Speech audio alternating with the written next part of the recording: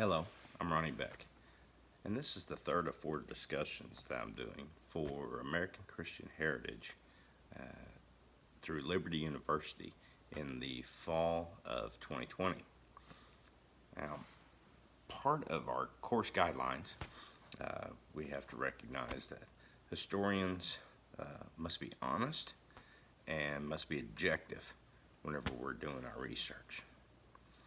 Now, this week's discussion is over the Fundamentalist and Modernist controversy. I found this week's research very interesting, not so much because of the topic, but because of the means that we use to research this topic, and that was through newspaper articles from the past. Whenever researching this topic of the fundamentalist and the modernist controversy, in the 1920s there were numerous newspaper articles to choose from. So many so that it would be really hard to get a picture or to read everything that was out there.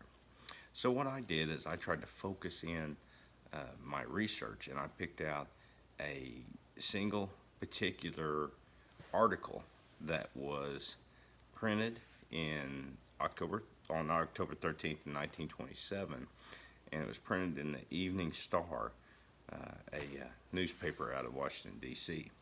Now, the title of the article was "Unitarian Charges Dogmatic Tyranny." Title of the article, it quickly caught my eye, and as I read it, what it was Reverend Albert C. Deffenbach. He was a Unitarian, and he was arguing that the fundamentalist movement is a betrayal of the religion of Jesus Christ. And he states that everything that the fundamentalists was doing was treason against the United States.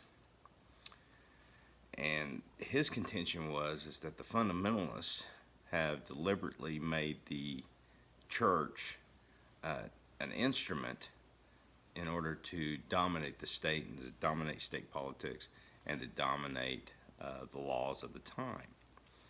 Now, Diffenbach, he goes on in the article, and he's quoted as saying that the World Christian Fundamental Association, which was founded by Williams Jennings Bryan, that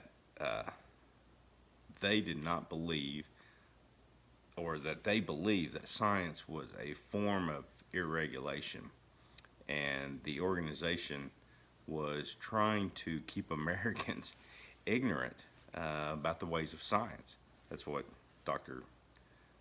Diffenbach was being quoted as saying. He contended that the fundamentalists betrayed democracy, and that President Coolidge, who at the time had wrote into laws that were anti-evolution and that stymied the progress of the United States. And at the time, some of the laws dealt with prohibition that he used as examples. Diffenbach also alludes that a majority of the nation was fundamentalist at the time, that almost the entire nation was what you could consider the Bible Belt, if you will.